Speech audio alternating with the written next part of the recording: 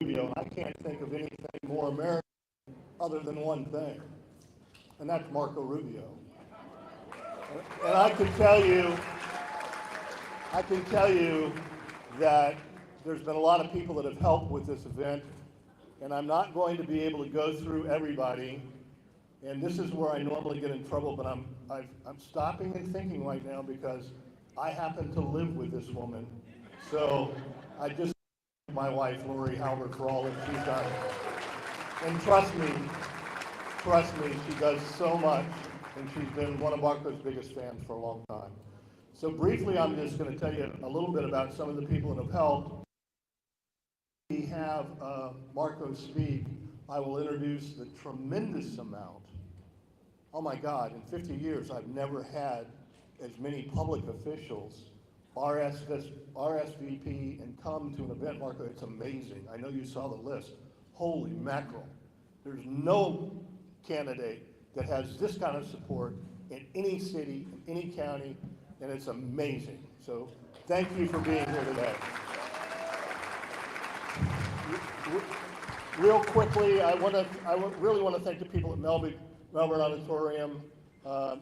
Mayor Alfred, you've done such a great job here. Patricia Brubaker, Mike, all the people that have helped with that. I'd like to thank Michelle Herbert, Susan Hodgers, Margaret Gugelmeck, all of the people that work behind the scenes, Terry Palchek. Holy mackerel, it's been crazy. This isn't about me today, so I want to just kind of cut through all this stuff and say we have several wonderful people here, several wonderful public officials, and also I want to introduce real fast the sheriff of our county area, and you'll be seeing a lot more from him. But when the big man enters the room, I want to make sure that he doesn't pull a gun on me. So anyway. We have a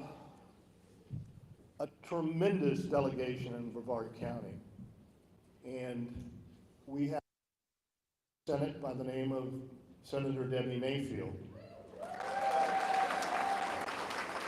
And Debbie has brought home the bacon for many cities in many, many ways, and she has been a close friend of Marco Rubio's for a long time. So briefly, I would like to introduce Senator Mayfield and ask you to come up here and spend just a minute talking about Marco.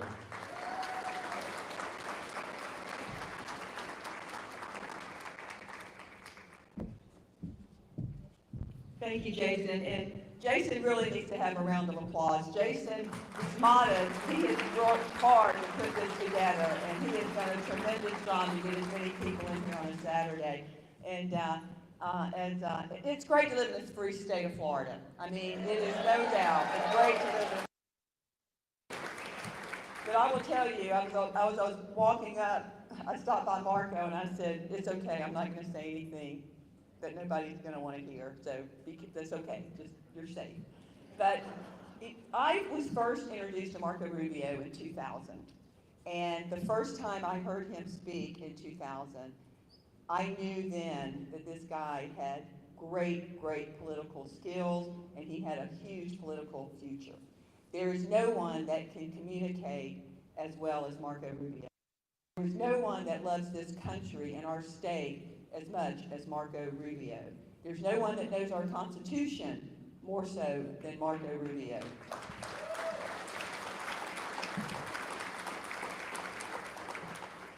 So there was no doubt that he rose fast to be Speaker of the House, and he put a book out that was 1,000 ideas. 100 ideas, sorry, 100 ideas. It was empty. It was a book that had 100 ideas empty. And he encouraged everyone to fill that out. He reached out to his constituents and said, tell me your ideas. Tell me what you think we need to be doing in the Florida House when I'm Speaker. And he took those ideas and he implemented them. And that's the type of person Marco Rubio is. He takes the ideas of his constituents, and he takes care of his constituents, and he makes sure that they know that they are valued and that they are loved in this state. And there is no one that understands socialism and communism than Marco Rubio, because his family lived it. He sees it. When he went to Washington, one of the things that we talked about was immigration. And the only way to solve the immigration problem and the influx of illegals into this country is to secure the border. And that was that he ran on.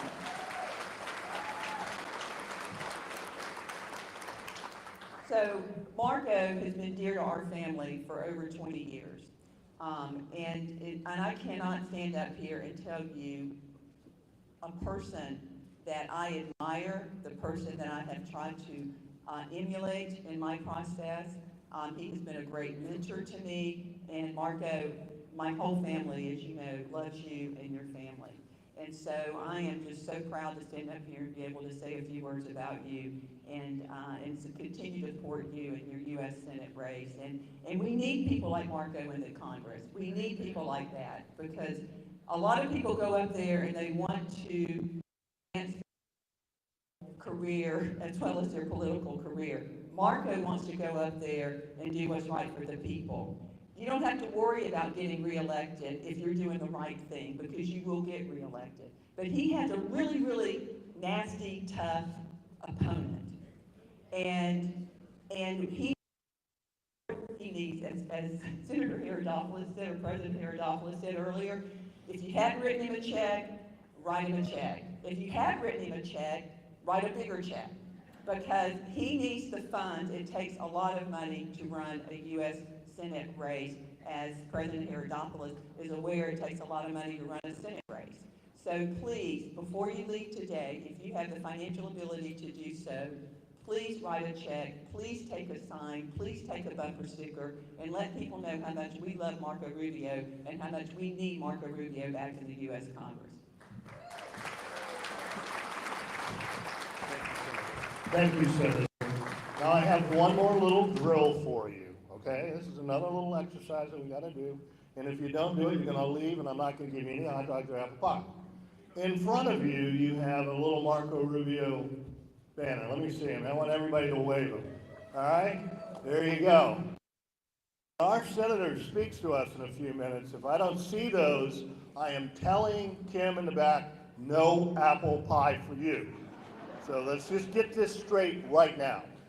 Now, we do have the City of Melbourne, Paul Alfrey here, and I would like to recognize Paul and ask Paul to come up and join us on the stage.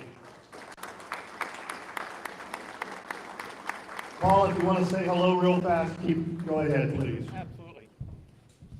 Hello, everyone. What a great day to welcome Marco Rubio to the City of Melbourne. I am honored to do so. I want to say quickly that, and touch on what Senator Mayfield said about his opponent. I know his opponent. I was a police officer like his opponent, and I'm a veteran, and I support Marco Rubio. So that tells you something. And real quick, and I'm not going to take up too much time, I want to thank everyone for coming. I agree. Let's all reach down and support Marco Rubio, because he needs it now. We need to bring back America to what it once was. So thank you, everyone. Again, welcome to City of Melbourne. Thank you, Marco Rubio. Let's fight.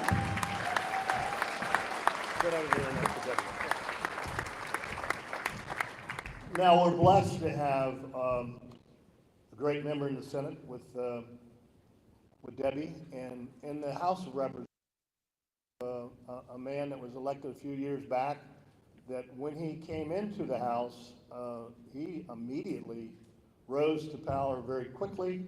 He gained the alliance of the governor of the state, and he's a go-to person in the House of Representatives, and somebody that I support, somebody I like, and I would like to introduce Representative Randy Fine.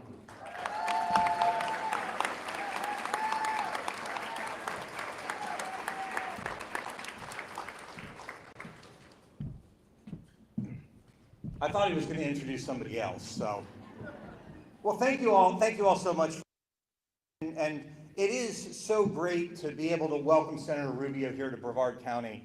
What I've been asked to talk a little bit about is why this election matters so much and what the downside is if we don't end up where it is that we hope we want to in November. And I want to do that by telling a few stories. So I decided to run 8 years ago for my seat in the House because I got angry about my son's education. He was in first grade. Many of you know the story. I didn't like how he was teaching him, how they were teaching him math. It's remarkable to me he's now taking pre-calculus in 9th grade. The world goes fast when you do this job. But I thought, boy, it can't get much worse. They can't teach math the right way. Boy, was I wrong. I want to tell 3 stories about things that in Brevard County, and they're important that they're happening in Brevard County because we are not a 50-50 county. See, our job here is to run up the score for Senator Rubio to make up in other places. Happen in Brevard County, imagine what happens elsewhere. The first story that I want to tell you about is a story where in our overwhelmingly red county, many of you know this, we live in a county where if you are a boy who says you are a girl, you can use the girls' restroom in our schools right here in our county. Something that makes no sense, something that makes parents very, very uncomfortable. And bad things have happened as a result. Talk about what that means. The second story. We had a little girl. I'm actually sort of a little humbled because, I get to introduce someone that's very exciting. Many of you know the story of Sophia, a little girl in this county, again, in an overwhelmingly red county, a county where people believe in the rights of parents and conservative values, a county where we had an illegal mask mandate. And this 7-year-old girl, Down syndrome, cannot speak, oversized tongue, got off a school bus one day, and she was wearing a mask that she was not supposed to be wearing. Her parents, very upset about the situation, called the school, said, "Why is my child wearing a mask? She's not supposed to be wearing a mask. Why is she wearing a mask today?" The school district said, "She wasn't just wearing a mask today. She's been wearing a mask every day. We tie it on in the morning. We take it off when she goes home. We don't want you to know what we are doing." Her father's here today, Jeffrey Steele, who has bravely stood up to the folks on the wall, who I will talk about in a minute. In these situations, in these stories, in these situations that we have, we're dealt with 3 things from the left. First, they deny that they're happening. They're not happening. These things don't actually happen. Then they minimize them. They say they don't actually matter. And then they say, well, if you care about them, you're some sort of bigot, you're some sort of racist. This is the triple threat. And these things are happening in Brevard County, where we are not a 50-50 state. We're 50-50 county. But Washington right now is 50-50. And if you think about all of the terrible things that we have seen over the last 2 years, I will admit I was wrong. I thought Joe Biden would be bad. I didn't think he'd be this bad. I mean, even with Democrats, I could get Democrats when President Trump was in charge. I could get them to admit there were some good things that President Trump did. He moved the embassy to Jerusalem, things like that. They can't get us to admit he's done anything good. You can't think, it's almost like in Washington, Joe Biden sits around and says, what's the right answer? And then I'm going to do the opposite. That's what it feels like up there. But they are 50-50, and they have been able to do all of these terrible things when they have 50 Democratic senators and 50 Republican senators with the tie vote of just one Democrat vice president. Think of how different the world might have looked for the past 2 years had there been 51 Republican senators and 49 Democratic senators. Now, that's not our fault. In Florida, we sent 2 Republicans. But we've got to make sure when November comes, we're sending one back who will fight against all of the insanity that we have seen over the last 2 years. So you may say Marco Rubio is going to win big in Brevard County, and he will. But it is our duty and it is our obligation to run up the score. So in those places that do not share the values that we have in Brevard County, we bring him over the finish line and we send him back to the Senate this November. Thanks, everybody. Oh, right. I almost forgot I had a job. So I get to introduce, I don't know, man, I mean, the most powerful person in the room. Sorry, Senator. I have to introduce the sheriff. And so the sheriff, I'm a pretty straight shooting guy, so sorry, Sheriff. Sheriff asked me to introduce him as the most handsome sheriff in Florida. Reputation to uphold. People think of me as a straight shooter and honest, so I'm not going to do that. But what we do have in our sheriff is someone who has kept us safe. When the rest of the country said defund the police, he said not here in Brevard County. When the rest of the state, well, maybe we don't want the folks in schools to look that scary to protect our kids, Sheriff Ivey said, I'm making them look like the tactical assault guys they need to be.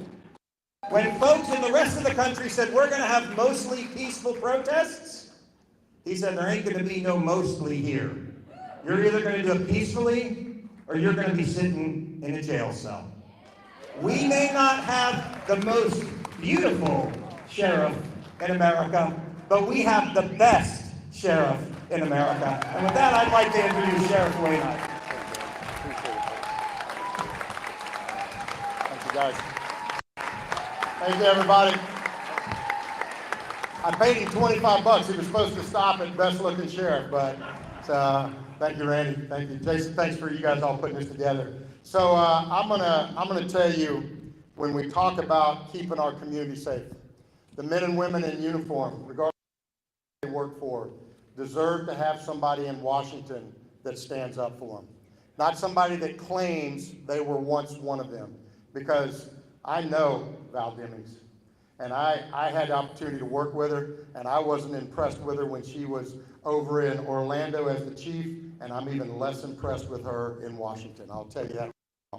What we need is somebody that understands that law and order and protecting America is really the first line of defense for our citizens, the first line of defense for our cops, and certainly the first line of defense for our Constitution. And that's what Marco Rubio does. He brings it to the table each and every day. When our storms hit before, first phone call I got was from Marco Rubio. Not from his staff, from him. What do you need, Sheriff? What resources can I bring to you? He cared about our community, he cares about our state, and he cares about our country. Folks, the people that have tried to defund the police, they realize the error of that. Those idiotic idea, they've already tried to auto-correct that. And unfortunately, that bullet was out of the gun and they can't fix that. So then they shifted to defame the police, trying to hurt the integrity and the honor and the dedication and commitment of the brave men and women that wear the uniform to protect our communities. And Val Demings bought right into that. Instead of using her prior experience to stand up and say, no, you're not attacking this profession, you're not attacking those that stand guard and keep people away from the door. Instead, she turned her back on us. And thankfully, we had people in place like Marco Rubio that was standing there, pounding their chest saying, no, we're not only not defunding the police, we're going to give them every resource they need to protect us in our homes, on our streets, in our businesses, and everywhere else. So I stand up here today, not just representing the sheriff of Brevard County, but I think I can speak for you because 56 of us are standing behind that man right there, supporting him. Even better, 56 sheriffs that have all stood up and said, we are with Marco, many of them who worked alongside the other. Folks, this is about understanding one thing, that government's one and only responsibility is to protect its citizens. That's it. Nothing else. It's not no big glorious thing. It's very simple. Protect those that love this country. Protect those that came to this country to make it what it is today, the greatest country on the planet. And even though we may be back on our heels right now because of leadership in Washington, it's not because we don't have great Americans like Marco Rubio that are the tip of the spear for protecting us. And Marco, I am honored to not only endorse you, I've stood with those 55 other sheriffs who know that you're what we need up there. So I believe, do I get the honor, Jason, or are you coming up to do it? Do I get to bring the senator up? I'm going to ask you to not only to hold up the signs, by the way, time out, hold on. I don't have a sign. Can I still get some apple pie? Absolutely. We have a whole one for you. So you got to check these things up front. You can't just leave it at anything. I'm going to ask you not only hold up your signs, but get on your feet for our Senator Marco Rubio. Marco Rubio! Marco Rubio! Thank you, guys.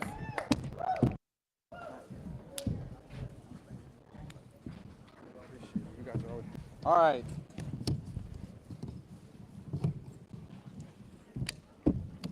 Where's the apple pie, by the way? It's we gotta confirm it actually exists. And look, guys, I appreciate you guys. Thank you, all these kind words. That's a phenomenal presentation. I want to touch on that in a minute.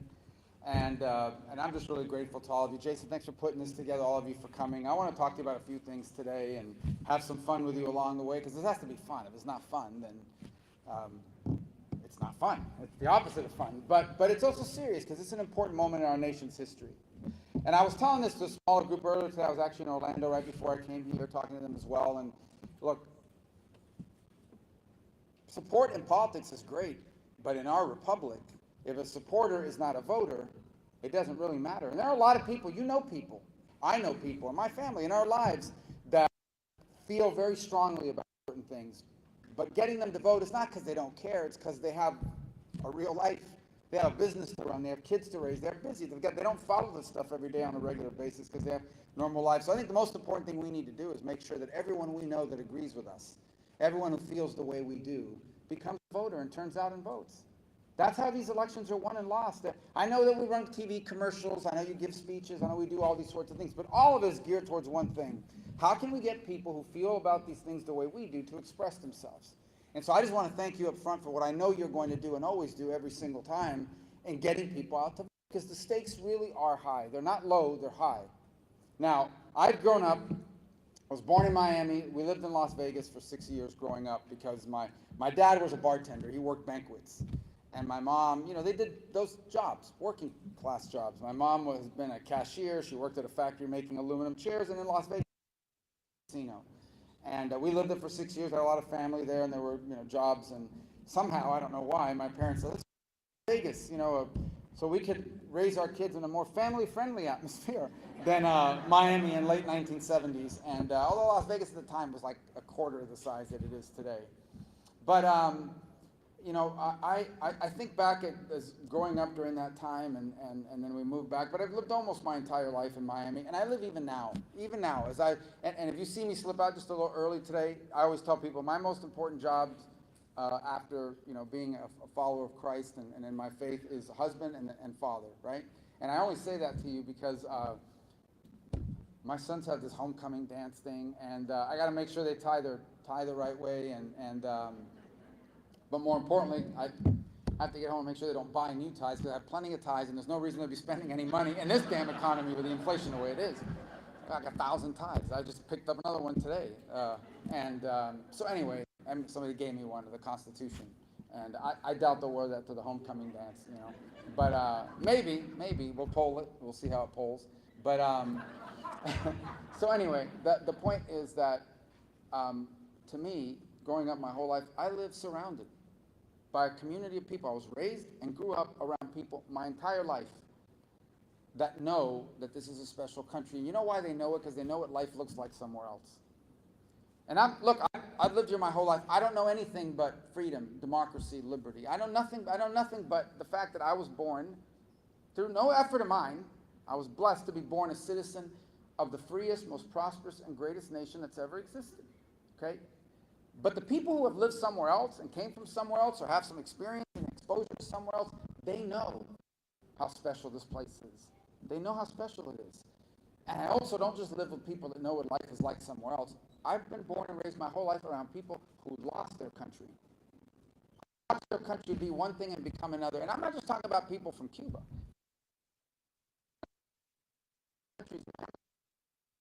They watched over a 15-year period that place become a socialist hellhole. Or what about people from Nicaragua? And now, because my wife is of Colombian descent, you've got people that are originally from Colombia like, oh my God, we just elected this guy who's far left of center. What's he going to do to Colombia? Is he going to turn it into Venezuela? Is he going to turn it into Cuba? So when you're born and you're raised your whole life around people who know how the country is special and have lost the country, it gives you, I'm not saying it doesn't, others don't feel it, but it gives you a special sense of urgency, especially when you see things happening that look familiar. And I say they look familiar because of the following. People love to talk about the word socialism. Socialism is an economic model. Socialism about the government controls everything. There is, big government in Europe, and a lot of them call themselves socialists. I'm not entirely sure that some of them are exactly socialist all the way, but nonetheless, that's what it is. Socialism, Marxism, is not the same as socialism. It has socialism. It's not about the economy. Marxism is about control over a country, a nation, a civilization, a society. That's what Marxism is about, power. Now listen, I wouldn't have said this term to you 4 or 5 years ago. Because at that time, certainly when I began, when we met, when I started out, listen, I live in Miami, guys, Democratic County. You cannot go to Miami and not know Democrats and not know liberals, or I guess now they call themselves progressives, so this is not that. I've known people my whole life that think the tax rate should be a lot higher, that think government should be spending. This is way beyond that. I'm not going to tell anybody anything. I'm going to describe to you Marxism, and then I think you're going to begin to see why I'm starting to use that term more and more. The first thing Marxism does not tolerate is competition. Marxism does not tolerate dissent or competition. So the first thing it has to do, and if it's going to have control, is it's got to get control of children. It's got to control what children learn about the country so they can influence their belief about the future. And they have to do it taking away power of anybody to compete with them. So they've got to control. They've got to control thought. They've got to control at a very young age. And I don't mean just at the university level where there's always been Marxists. I mean the whole system. The second thing they have to compete against is the family. They cannot permit families and parents instilling in children values and ideas that run contrary to whatever system they're trying to set up. So now you've got to place the family in a secondary position. You've also got to control media, because you have to decide what people are allowed to hear and what they're not allowed to hear. And typically, what they say is, if you're saying something they don't agree with, they'll say, you have freedom of speech, but you're a counter-revolutionary. But you're undermining the country. You're an enemy of the state. You're a foreign agent. They have to control the narrative. Government is the last. It's the basic. With Marxism about controlling government, it's more than controlling government. It's about using the power of government to control everything else about society. So you think about it in that framework, and that's what the people that I've grown up around with my whole life saw happen at different ways and in a different happen. And then you extrapolate that to what we see today. So what we see today is we have schools that are used to indoctrinate right underneath our noses. You pointed that out a second ago. Because for years, nobody paid attention to what was going on. Not because we're bad people, but we trusted schools, right? You're going to learn how to read, you're going to learn how to write. Now it's like you're going to learn in schools at 8 years of age that maybe you're not a boy. And if you don't feel like you're a boy because we've convinced you may not be, you don't have to tell your parents. You shouldn't tell your parents. And we're also going to teach you that your country, the country that you pledge allegiance to every day, if they still do that, some districts no longer do, is an evil country. An inherently evil country, built on evil and wrongdoing. So you begin from that basis. That used to be the stuff you learned in college, but by then at least you're 19 or 20, and you're like, yeah, whatever the professor says, I want an A, I want to get out of here. I'm not 8, 9 years old. So they use schools not to teach, but to indoctrinate. And it's not just that. What about media? I'm not anti-media. That's silly. I've talked to reporters my whole life. It's not about being anti-media, but what happens in the media today? It's no longer, it's about reporting narrative. And I get it, okay? The number one bias in media is they want clicks. Okay, so if you don't click on their website or watch a TV, they all go back, ask CNN, you go bankrupt. So, but right alongside it is an ideological bias, and it's strong. But where the bias really gets complicated is when you choose what people are allowed to hear or not hear, what you're allowed to talk about or not talk about. And so it exposes itself in hypocrisy. And then you add to that, now what do you use government to deputize? But it's infected everything. So today, for example, the civilian leadership of the Pentagon and the military, they're more focused on putting out these on the proper use of pronouns. Meanwhile, China is focused on like blowing up our aircraft carriers. These are big problems. It's a real danger. You know, for the first time ever, we've had some trouble getting people applying to the academies. Because a lot of people are like, I don't want my kid going to some woke institution. I couldn't have imagined that people would say that about West Point or Navy or Air Force or any of the academies that serve our country and have done so for so long. I guess my point to you is the reason why politics matters and why we have to get people out to vote. These people are not liberals, they're not progressives. They've gone well beyond that. And they'll destroy this country. Stopped. Unchecked, they will destroy the country. And I say this to you as someone who was raised by people who lost their country. There is no way in the world that I'm going to sit back, being in the position I'm in, and allow these people to destroy our country and lose my country the way the people that raised me lost their country. And I know you won't either.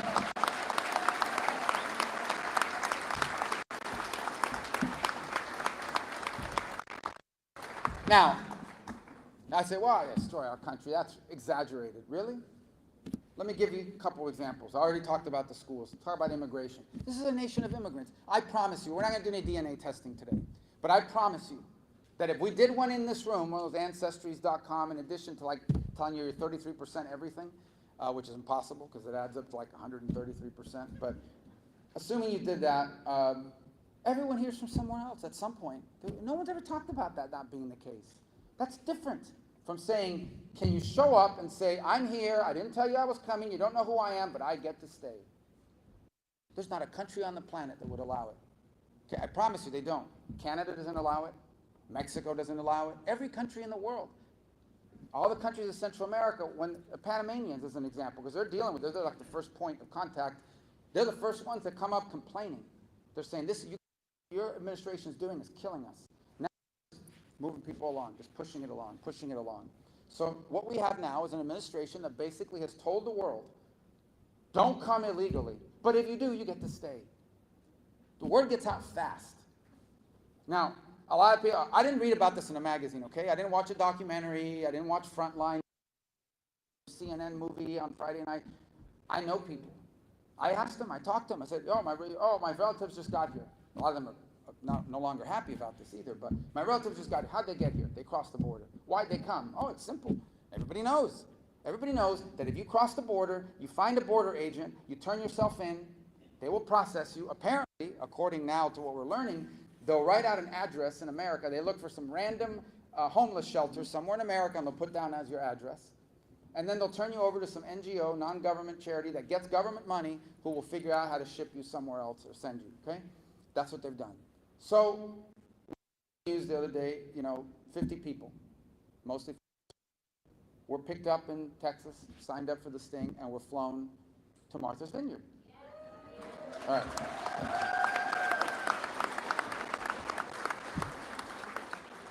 I don't know the details of the plan. We're not involved in it. I can't speak to the details. I can speak to the aftermath. Okay? I can speak to the aftermath. To begin with, I wish we lived in a world where people didn't have to leave their country. It's sad. But honestly, if we told people, come to America, anyone who wants to come can come, we have 150 million people. Like, quickly would want to come in to this terrible, horrible, systemically evil country. That's the one thing that makes me laugh. It's like, this is a racist, evil, discriminatory country, right, run by white supremacists, but somehow 150 million people from all over the world want to come here. Last I checked, I don't remember the last time a boatload of American refugees wound up on the shores of some other country. Like, there's been a lot of that happening. So it's been a one-way street towards this terrible country, okay, to come to. All right, so they get to Martha's Vineyard, 50 people. Martha's Vineyard declares humanitarian crisis. 50 people, humanitarian crisis. They mobilize the National Guard, 113 guard troops. So 2-to-1 ratio, 2.1 guardsmen for every 50 migrants. And within 24 hours, they've deported them to Cape Cod. They interview some lady, we can't, Martha's Vineyard, we have a housing crisis. Says, whatever, Jane Doe, owner of a 5-bedroom, 4-bathroom estate on Martha's Vineyard. We have no room. Look at Zillow, there's a lot of room. There's apparently people selling stuff up there, so and Airbnb and all that. So Martha's Vineyard says, we can't take a humanitarian crisis. They can't stay here. We're deporting you to a military base in Cape Cod. One flight, 50 people. You know how many planes Joe Biden has sent that we know of to Florida? Over 70. Over 70 airplanes. That doesn't count people driving here and coming.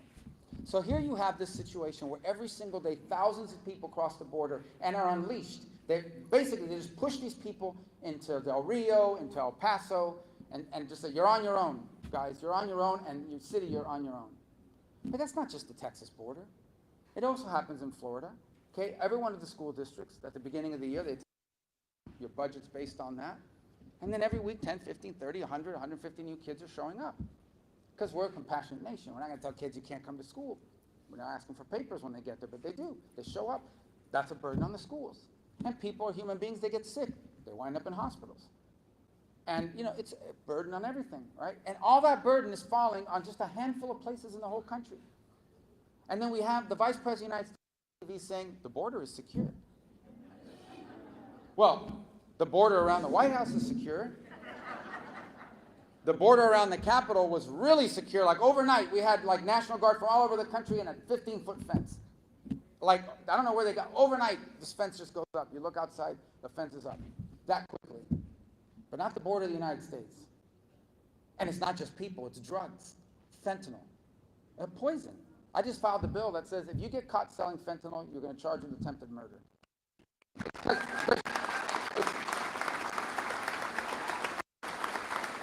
There is no, if you give someone fentanyl, they're going to die. Okay, unless it's like in a hospital or hospice setting, supervised, and it's a patch that's delayed release, you give them fentanyl, you're going to kill them. You know that. Okay, but that stuff's pouring across the border. A lot of it from China, which I'm convinced is doing it on purpose to like destroy us internally. Okay, all of it from China as well as the drug, and they do nothing about it. They do nothing about that. And that's the hypocrisy that this exposes. You talk about our standing in the world. You talk about our economy. Just talk about the economy for a moment, okay? Now, you know, Biden is out there claiming that oh, look, actually, it really caught him bad, you know, because he does this event at the White House lawn. He invites James Taylor. Whatever. Guy's out there with his guitar. Let's say about it. He's doing this, and the split screen is like the economy is tanking today. The Wall Street is on upheaval. Inflation went up higher than anybody thought it was going to get, and these people were there singing, you know, and having Woodstock on the lawn of the White House. And so it tells you the absurdity of it. And then they have the face to say, this is an Inflation Reduction Act. So an Inflation Reduction Act that does three things: hires 80-something thousand IRS agents. We don't even have 80,000 billionaires. So they're going to harass who? Small business and people like that. An Inflation Reduction Act that's going to help people in about 10 years who have money already buy their second electric car with a tax credit. They already have one, right? They're going to buy a second electric car and put solar panels on their house. 10 years, that's going to reduce them. That's a really good thing. You should be very proud of what it's going to do for you. Oh, by the way, don't charge your electric car in the middle of the day because it's going to overheat the grid, powered by coal and natural gas, which we don't let you use anymore. It's stupid. They get away with it. They're destroying our economy. And bad things are going to continue to happen in our economy. Oh, gas prices, we're so proud we brought gas prices. I remember Joe Biden 2 months ago says, I have nothing to do with the gas prices. As long as they're going up. If they're going down, look what I did. And had nothing to do with it. It has to do with two reasons. Prices are really high, so people are traveling and driving less for a reason. That's what they wanted, by the way. And the second thing is because they're basically depleting our reserves. The country has a strategic reserve, and the strategic reserve does not exist to bail out presidents during the midterm. It exists for like a war, natural disasters, global crisis, but not bailing out an unpopular president. Here's the problem, though. At some point, someone's got to fill that strategic reserve back up. And what are they going to pay for gas to do it? Or what are they pay for oil at that point? A lot more than what you're paying now. We have no refining capacity. And it's like, well, you oil companies, the ones we're going to put out of business in 10 years, the ones we're telling banks not to lend money to, we demand you reopen the refineries. So we're going to put you out of business. You're evil. You're no better than the cartels that sold cocaine. But we'd like you to do a little bit more of your activities in the meantime, just to bail me out of this situation. So America has no refining capacity. It's been declining. They're destroying the economy. And then in our culture and in our society, They're basically, the basic argument of these radical Marxist misfits is that 5,500 years of human history, it's what we have, 5,500 years of recorded history, is all wrong. Everything that people learn, trial and error, wars and sacrifice, all these things, all the lessons of 5,500 years, flush them down the toilet, because we, just in the last 10 years, at the faculty club and about 10 or 15 universities, have figured it all out. These people have all been wrong. So they tell our culture, everything you've ever learned at home and life and common sense experience, it's all wrong. But they want to instill that in children so that they grow up knowing no other world. The message is, if your parents teach you something different than this, they're knuckle draggers, they're backwards, they're racist, they're bigots, they hate people, you know, they're superstitious, whatever they want to come up with. It's destroying the culture and society as well. And on top of everything else, this is an evil and terrible country. And so it has to be remade. It has to be torn down and rebuilt into something much better. And my favorite is, and by the way, stop calling yourselves Americans. We're citizens of the world.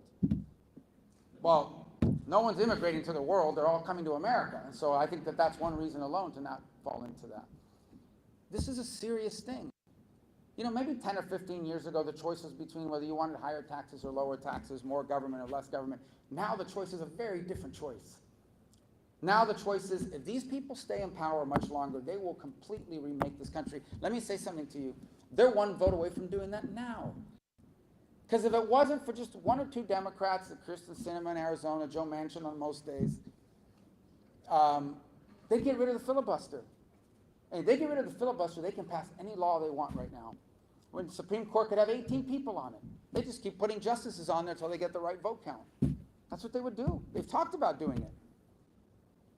And like they take over the elections in this whole country, which is what they tried to do last year. Literally have the federal government, they can't even deliver mail on time, take over the elections of the United States of America and every state in the Union. These are not like research papers that they're putting out. These are bills that they're filing, that they're trying to pass. So these elections have real consequences. Because all they need is to pick up one seat in the Senate and they can do all these terrible things to our country. And won't recognize and will be ashamed to leave for our children. Those are the stakes. This is where I tell you, it doesn't really matter who I'm running against.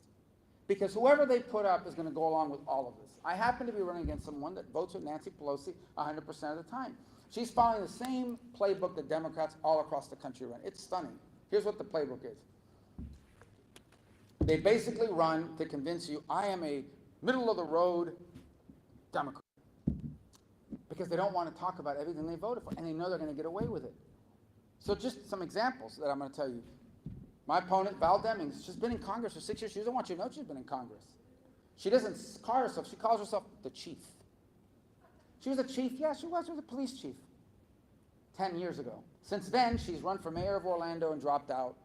Then she wanted to be Charlie Crist's lieutenant governor pick in 2014, and people forgot he ran for governor in 2014 and lost. He lost to me in 10, he lost to Rick Scott in 14, he's going to lose to DeSantis in 22. He's running out of Republicans to lose to, but anyway. So, then when that didn't work out, she ran against Dan Webster for Congress. She loses. She finally gets in 2016. By 2020, she wants to be the vice president for Joe Biden. And what's the #1 hit against her? Look up the articles. I didn't write this. Liberal newspapers wrote this. The #1 hit against Val Demings when she wanted to be the vice president, and why she probably didn't get picked. She used to be a police officer. That's going to hurt her in her party's base. Just think about that. Used to be a police officer is going to hurt you with your party's base. So what did she do? She said, oh, well, I'm going to prove. I'm going to fit in. I'm going to get picked. And what did she do? She used the fact that she was a police officer.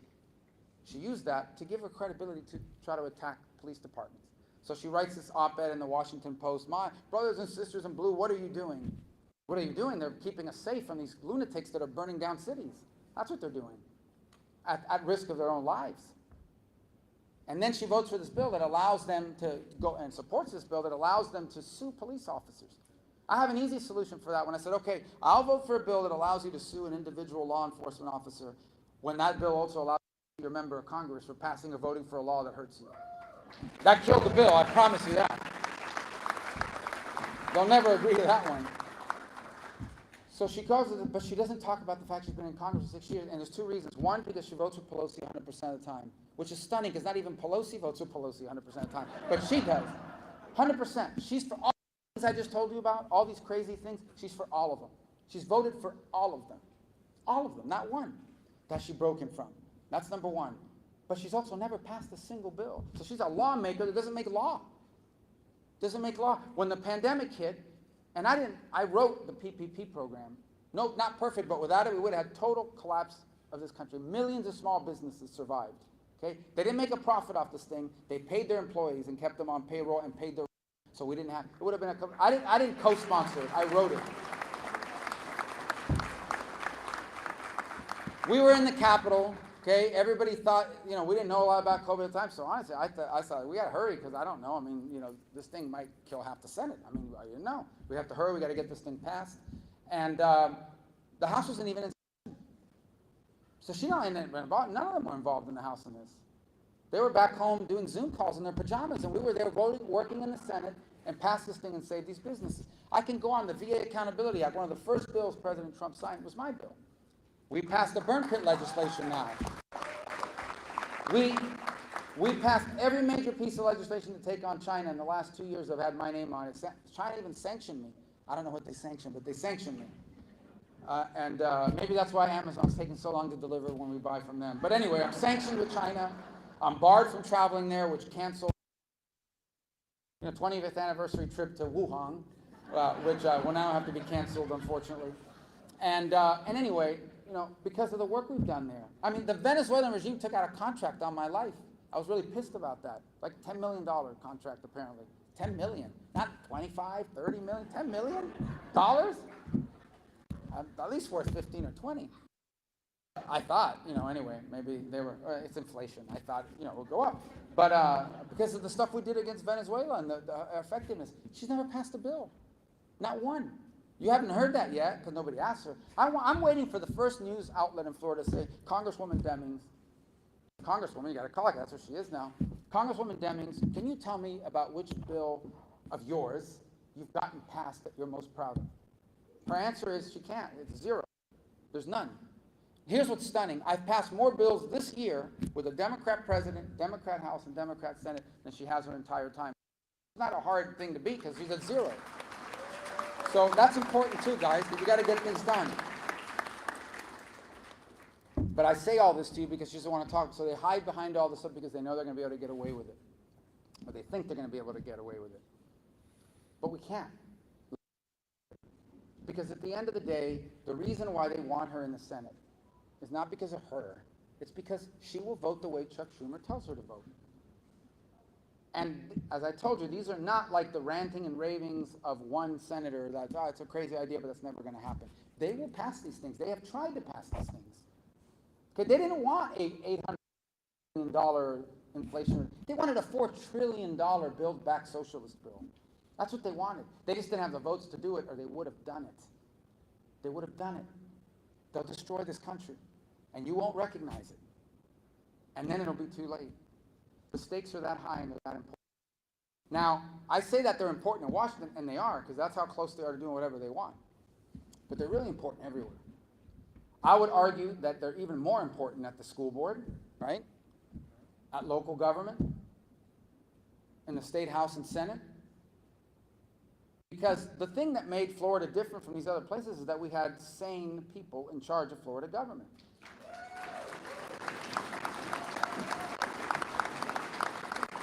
You think it's not important? I'll tell you this. We came within 30,000 votes of a Governor Andrew Gillum.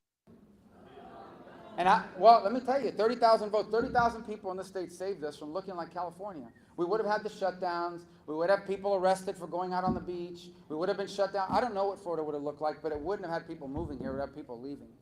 Frankly, guys, many of us may not even be here right now. We may be living somewhere else if that had happened. So these elections do matter at all these levels, not just the federal level, but all these other levels. And they're critically important for the future. And I'll close again where I began, first by thanking you what you're going to do. I say it to you because I think the only reason to be in this field of what we do is because you know why you're doing it and you're passionate about it. And I'm honored to be able to do it. But You have to know why you're doing it, and it has to matter. When I first got there. Because when I first got there and it mattered, the differences were the difference between left and right. Today, the difference is between crazy and common sense. The biggest divide.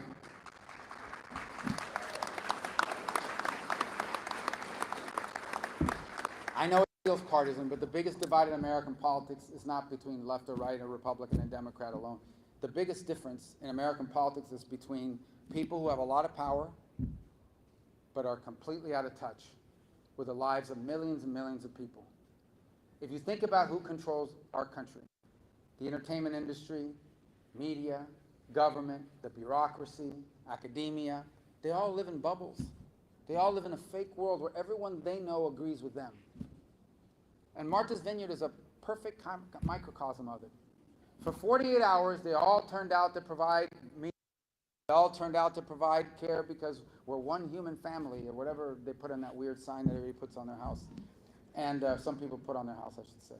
And but that's about it. About 48 hours, right around Friday afternoon, you know, when the weekend's about to start. We're all one human family, but you got to leave by Friday night because we've got friends coming over. Right? And so that's what I'm talking about. That's what I'm talking about. I'm talking about that completely out of touch with reality. And it's so, never before have people with so much power been so out of touch with the lives of millions and millions and millions of people. Some of them probably know it and don't care because they look down on the millions and millions of people. And so they lie to you. Like you said, they keep things from you. The way you keep, you know, a white lie from a little kid. Any little kids in here? I don't want to give away some of those adult secrets about, I mean, let me not even flirt with it. I don't want to be the guy that ruins, you know, these childhood myths that are getting, you know what I'm, because somebody here is going to be really pissed at me when their kid goes, oh, what was he talking about? Anyway, so they lie to you. They have to lie to us. They think, they have to, well, listen, we know we're not telling the truth, but it's better that we not tell them the truth because they're just not educated enough. They're not advanced enough to get it and to be able to process these things. So the best thing to do is just to tell them things that aren't true. And because it's good for everybody. And it's better for them in the end. So that's how some of them feel. Others, frankly, just don't know.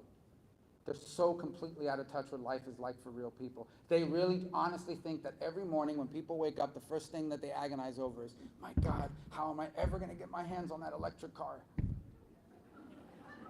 That I can't get on the turnpike because like you run out of 50 miles. It doesn't even have a little crank. You know, like the radio? If you had that on it, you could crank up the battery like those little radios. They don't even have that. They put that in there, I might consider it, but I'm not getting on the highway without it. So you notice none of them fly in an electric airplane. And I'm not volunteering because it's like, oh, I forgot to charge the battery. Oh my God, we're dead. So I'm not getting on it. But my point to you is that these people are so out of touch. So they're ideologically wrong and they're so out of touch, they'll destroy the country. That's what's at stake here. It truly is. And that's what we fight for every single day. And I don't know, like, how do I don't have grandkids yet. I just turned 51. And I get this damn magazine from AARP. And I'm so pissed off when I see this thing. I said, this is just me a mistake. Name Marco Rubio too? Then you go to the doctor, like, oh, let me show you the list of tests you now have to do at 50. And I'm like, yeah, God. And then on top of it, yeah, let's not go any further on that. But then the shots. They want, okay, I swear to you, I showed up maybe a month after my 50th birthday. They hit me with the flu shot and the shingle shot at the same time. I almost died. The first shot. I hadn't even gone back for the second one because I read it and it said the shingle shot, the first one is 90% effective. I said, I'm going with that. I like the odds, 90. It almost killed me. I felt like a dog, like I had been assaulted. And he blamed it on the flu shot. I said, I've had the flu shot every year, man. I've never felt like this. So we're delaying that. I know I'm a bad example. Anyway, so I don't know. I don't have grandkids yet, but I will, I hope, one day. Maybe my kids. How do I turn to them and say, let me tell you the story of your family? Your grandparents arrived here on May 27, 1956, to the greatest nation in all of human history. And here's why it was the greatest nation. Your grandparents weren't famous. They weren't rich. They never owned more than one home. They actually literally only owned one car. Neither of them graduated from school, self-educated. Your great-grandfather was a bartender. Your great-grandmother worked at Kmart as a stock clerk when we moved back to Miami. And somehow they owned a home, and they raised 4 kids and left all 4 of them better off, and they retired with dignity. And there's no other nation in the history of the world where that story would have been possible for them, and millions like them. That's the country I was born into. What I'm leaving you is something very different. And they're going to turn to me and say, well, how did you guys let that happen? And how did you let that happen? Because you were in the Senate. And what do I say? I say, well, it was too hard. Well, you know, most of the media outlets were against us or wouldn't tell the truth, so we just got beat. I don't know how to answer that question. I don't want to have to. And neither does the world. I'll tell you this, guys, you know, the world loves to make fun of America, criticize America. You know, they love going to the UN and casting their vote in New York City and then not paying their parking tickets because none of the people at the UN have to pay parking tickets, apparently. Do you know this? I want to get a UN card. Does that work here, Sheriff? He's not. No, he's not. He's writing someone a ticket right now from the phone. Yeah, in New York, if you work at the they pay parking tickets. Does that work here? No. No immunity here. See? So they love to vote against America and criticize us and wag their finger, but I'll tell you what, they look at the world and they say, all right, we have a choice. Most powerful country in the world, America or China? And I assure you who they want. They want, and so that's what's at stake here. It's not just the country, it's what the world is going to look like. So this is a long way of telling you guys we have to win. We have no choice but to win at every level. Because if we don't, they'll destroy the country. If we do what needs to be done, because that's the other part. We don't just have to win elections. Then you got to go out there. Then you got to get there and do these things and fight for these things. Not say, okay, now I'm here, so I can do whatever I want. No one's paying attention. That can't happen anymore. If we get there and do what needs to be done, I don't think America's going to be as good as it used to be. I think it's going to be better. I actually think America has a chance to be freer and more prosperous than it's ever been, but it all starts by winning elections and sending people that don't just stand or say the right things, but will do it. And that's the choice. That's why we knock on doors. That's why we make phone calls. That's why we run for office. That's why we get on the road and go out and talk to people. That's why you gather here today. Well, and the hot dogs and the apple pie. But we get here for these reasons, because it matters, because it's that important. And we can't do it without you. We can't do it with your enthusiasm. We can't do it without your hard work. We can't do it without you talking to everyone you know, who may not agree with me or you on everything, but they agree on the things that matter and on the things that are important and that are essential. And if that doesn't work, I would ask them a very simple question. The same people, the same party has been in charge of everything in Washington for 2 years. The House, the Senate, the White House. They control it all. They could have done and passed whatever they wanted. Is the economy better or worse? Is America stronger in the world or weaker? Are you safer or more vulnerable? And so if the answer to those questions is we're worse off than we were 2 years ago, then why would you ever send back the people who have been in charge for the last 2 years? And that is at the core of the argument. So we have to go in, and I know we will, because you're going to do what it takes. Thank you guys for coming. God bless you.